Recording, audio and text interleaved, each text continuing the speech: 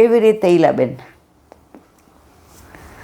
આપણે માનવમાંથી ક્યારે વૈષ્ણવ થઈ જાય છે ખબર પડે છે, બ્રહ્મ સંબંધ લઈએ છીએ.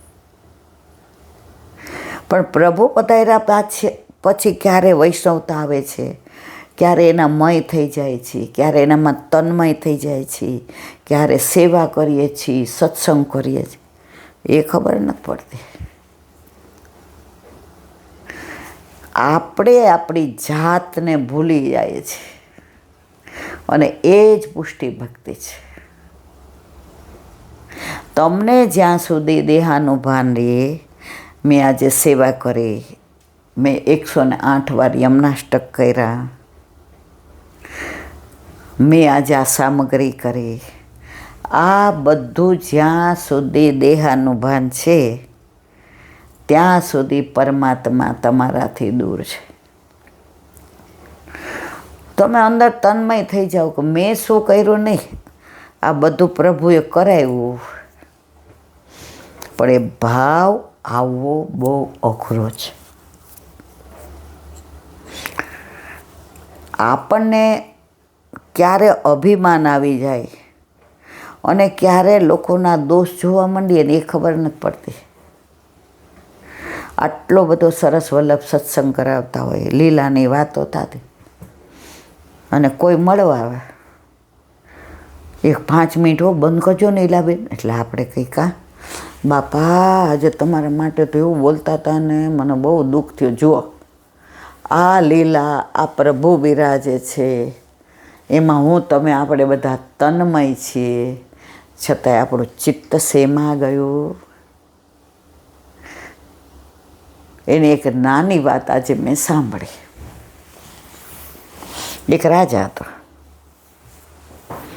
રોજ બ્રાહ્મણો જેટલા બી એના ગામમાં આવે, કોઈ વ્રજમાં જતા હોય, કોઈ કેદાર જતા હોય, કોઈ દ્વારકા જતા હોય,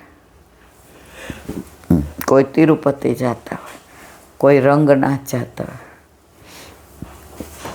બધાને ખબર અધવચ્ચે અહીંયા એક રાત વિરામ કરી પ્રસાદ લઈ જવાનો, એટલે 2-3 દિવસ ચાલી જવાય. અને રાજા માટે બધા આમ તમે જુઓ તો આમ 1000 મોઢે વખાણ કરે. હવે એકવાર એવું બન્યું, અમાસ હતી, પેલા આવી લાઇટો નહોતી, ઓલી પેટ્રોમિક્સની વાર, બ્રાહ્મણોને જમવા બેસાડ્યા. બધાએ જમી લીધા. ત્યાં એક બ્રાહ્મણ આવ્યો, એ કે રાજાજી વ્યવસ્થા છે, મારે આવવા મોડું થાય. હા હા બેસો બેસો. એને દૂધપાક લઈને રાજા પીરસવા જતા હતા, ઉપરથી સમળી જતી હતી. એના મોઢામાં સાપ હતો, ઝેરીલો, મારેલો. મોઢામાંથી સાપ છૂટી ગયો અને ઓલા દૂધપાકના તપેલામાં પડ્યા. આખું દૂધપાકનું તપેલું ઝેરથી ભરાયું. તો જેટલા બ્રાહ્મણો જમ્યા એ બધાએ લીલામાં પહોંચી ગયા. હવે રાજાની બધાએ વાતો કરવા માંડ્યા કે બ્રાહ્મણોને બોલાવીને મારી નાખે. જો દુનિયાને ગામના મોઢે ગયણા બંધાઈને જે રાજા માટે બધાએ વખાણ કરતા હતા કે આ રાજા જેવો દુનિયામાં રાજા ન થાય, એક ભૂલના કારણે હવે યમરાજા પાસે કેસ આવ્યો કે આમાં સમડીને દંડ દેવો કે રાજાને દેવો. એટલે યમરાજાએ કહ્યું કે આમાં હું જજ નથી કરી શકતો. જો સમડીના મોઢામાંથી પાડવાનો ઈરાદો નહોતો, મોઢું ખુલી ગયું ને પડી ગયા. રાજા અજાણ હતો, એને બધાને ઝેર દેવાનો ઈરાદો. તો બેમાંથી દોષી કોણ? એટલે યમરાજાએ કહ્યું આનો નિર્ણય આપણે અમાનત રાખો. કોર્ટમાં નહીં કહેતા, હમણાં શેના ઉપર રાખવા આવે કોર્ટમાં એક શબ્દ છે, હા, મુદત પાડો. તો મુદત પાડી. અઠવાડિયું 10 દિવસ થયા એટલે રાજમાં 4-5 બ્રાહ્મણો આવ્યા. હવે આ બધી વાતથી અજાણ. એટલે એક પનિહારી જાતિ હતી, એને આ 4-5 પંડિતોએ પૂછ્યું, રાજા સાહેબનો મેલ ક્યાં છે? અમે બહુ એમની સરાહના સાંભળી છે, અમે બહુ એમની વાતો સાંભળી છે, અમારે એમના મેલમાં જવું છે. એટલે ઓલી હસીને કીધું, જો હાલો બતાવું, હું ત્યાં જ પાણી ભરવા, પણ ધ્યાન રાખજો, બધા બ્રાહ્મણોને બોલાવી જમાડીને બધાને ઝેર આપીને મારી નાખે છે. યમરાજા કે મુદત પૂરી. રાજાએ દોષિત નથી, સમળી દોષિતા. એને આની વાતો કરવામાં જે મજા આવી, એને આ બધાને મારવાની જે મજા આવી, શબ્દો દ્વારા, વાણી દ્વારા, જાણીને એણે રાજાને દોષ આપ્યો, જે છે નહીં. તો દોષિત કોણ? આ પનિહારી. એમ આપણા જીવનમાં, લૌકિકમાં પણ આપણે બીજાના દોષ જોઈએ, જેની અડધી ખબર આપણને નહીં હોતી, અને છતાંય હરર આ તો આવો છે. યમરાજા કે આવો, અમારો જે નિર્ણય મુદત પર હતો, આજે મુદત પૂરી, આજે જજમેન્ટ આપી દીધો. તો જીભ દ્વારા વગર જાણે જે દોષ કર્યો એ આ બ્રાહ્મણોના મૃત્યુનું કારણ બન્યા. આપણે એટલું કેટલું કરતા હશું? આપણે કેટલાના આપણને ખબર નથી હોતી તોય આપણે મીઠું મરચું ભભરાવીને જ કહીએ. સૌથી વધુ મજા આવતી હોય આપણને તો બીજાની પંચાત કરવામાં. અમે નાના હતા ને તો ઓલા રમતા હોય ને તો કોઈ પછી વાત કાંઈ કરે ને, એ કે બેબી તને ખબર છે આ વખતે નવરાત્રિમાં ઓલીને આમ નંબર આવવા નહોતો દીવડા રાસમાં, પણ ઓલી આની ઓળખાડવાળી હતી ને તો એ ન આવ્યો. એટલે બા અમને સમજાવતા એ કે જો અત્યારથી આ ટેવ પડી જશે ને તો મોટા થતા ભૂલ આટલો જ પંચાત થઈ જશે. નિર્દોષ રમત રમો છો ને તો નિર્દોષ વાતો જ કરો ને. ઓલેની કે તને કોણે કીધું? એ કે અમારા ઘરમાં વાતું. એ કે શું થતી હતી? કેમ કીધું કે આના બદલે આને મળ્યું હોત તો સારું. એ કે એવું કીધું હતું કે આની ઓળખ? એ કે ના, એ કે તે ઉમેર્યું ને, હવે અહીંયાથી ને એક જણ ઉમેરીને બધું વાતનું વત્તેસર થાય. તો આ બધાય દોષનો ટોપલો જેણે પૂરી વાત નથી સાંભળી એના ઉપર જ આવે.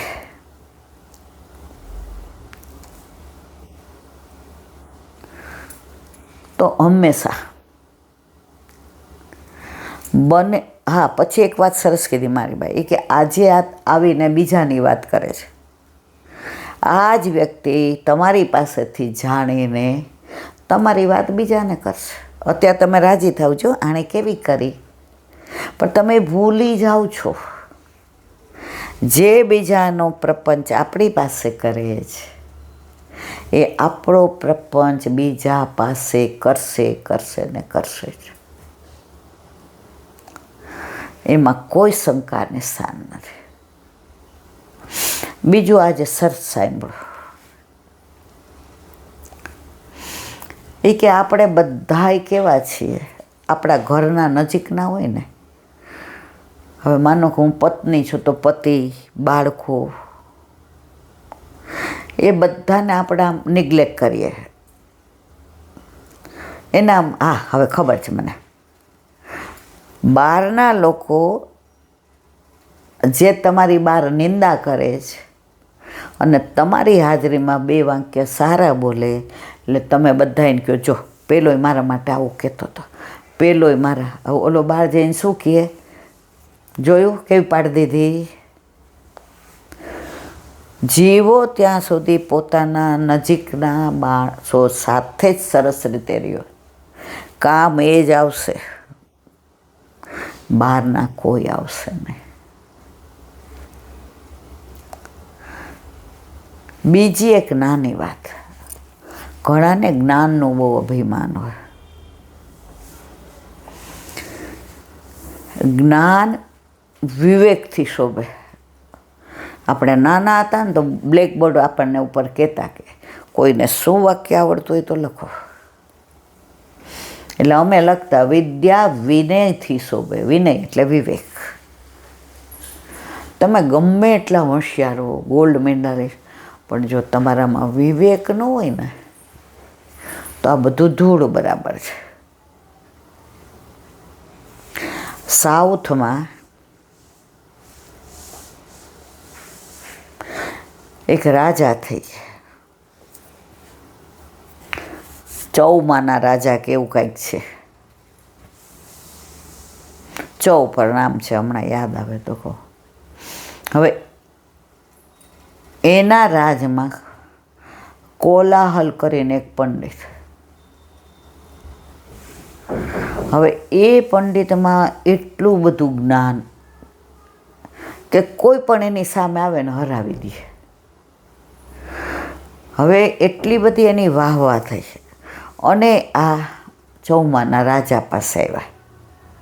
તો રાજાએ વિચાર કર્યો કે જો આને હું અહીંયા ખરીદી લઉં તો જેટલા શાસ્ત્રીઓ, પુરોહિતો ને પંડિતો આવે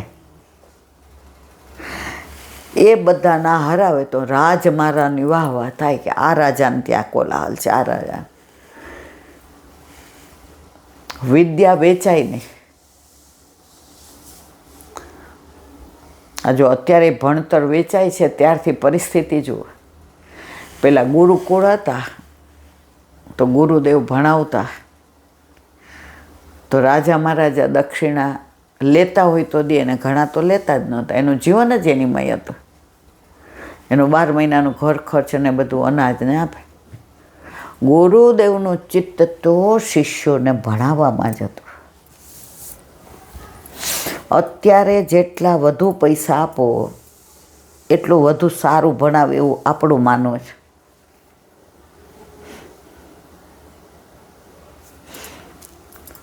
હવે કોલાહલને કહ્યું કે તમે મારા રાજમાં રહી જાઓ,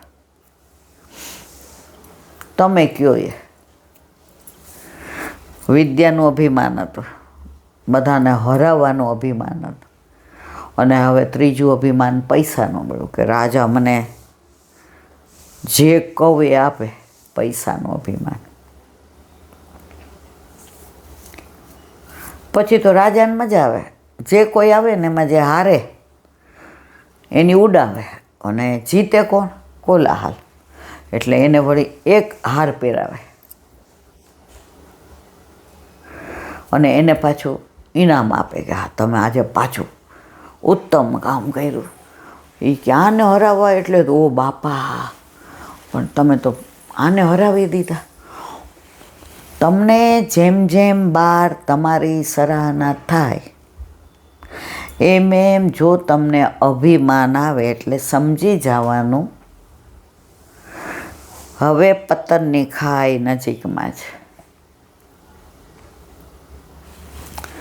કોલાહલ તો ધરતીથી 2 પગ ઊંચા હાલે. હું કેવો પંડિત, કાશીના પંડિતોને હરાવ્યા,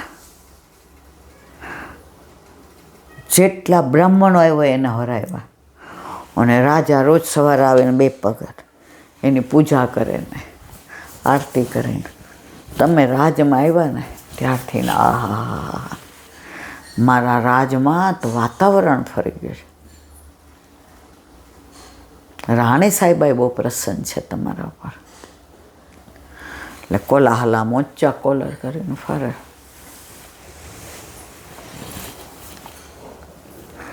અતિ સર્વત્ર વર્જ્ય. પછી જ્ઞાન હોય, અભિમાન હોય કે ગમે તે હોય,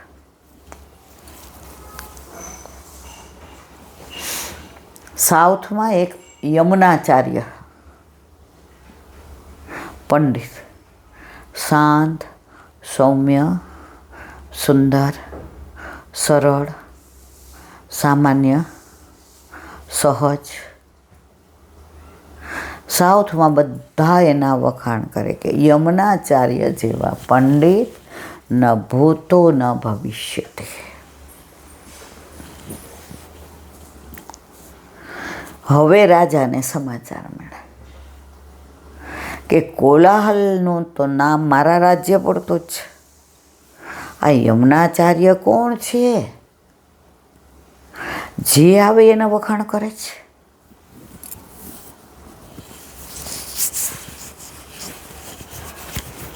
એણે કોલાહલને કીધું, મહારાજ, આપણે યમુનાચાર્યને શાસ્ત્રાર્થ કરવા બોલાવીએ. એ કે હા બોલાવો, પાડ દો. જુઓ, અભિમાન છે ને જ્યાં સુધી સામેને પાડવાની, હું બધાથી મહાન, હું બધાથી આગળ, મારા જેવું કોઈ નહીં, હું મહાન દાતા, મારા જેવા મનોરથ કોઈ ન કરાવે, મેં ભાગવત સપ્તાહ કરાવી, મેં આટલું દાન આપ્યું, હું છે ત્યાં હરી નહીં અને હરી છે ત્યાં હું નહીં. બોલાવો બોલાવો, પાડ દઈએ. નિમંત્રણ પત્રિકા મોકલી કે આપ અમારા રાજમાં આવો, આપનું જ્ઞાન પીરસો અને અમારે ત્યાં કોલાહલજી છે એની સાથે શાસ્ત્રાર્થ કરો. યમુનાચાર્યને તો કાંઈ આ બધો રસ નહોતો. એને જ્ઞાન પીરસવું હતું, એને જ્ઞાનને શાસ્ત્રાર્થ કરીને ઊંચું નહોતું બનવું. એણે વિચાર કર્યો, કાંઈ વાંધો નહીં, કોલાહલજી જેવા મહાન પંડિતના દર્શન થશે જે બધાનું ખંડન કરે છે અને આપણને એને વંદન કરવાનો લાવો મળશે.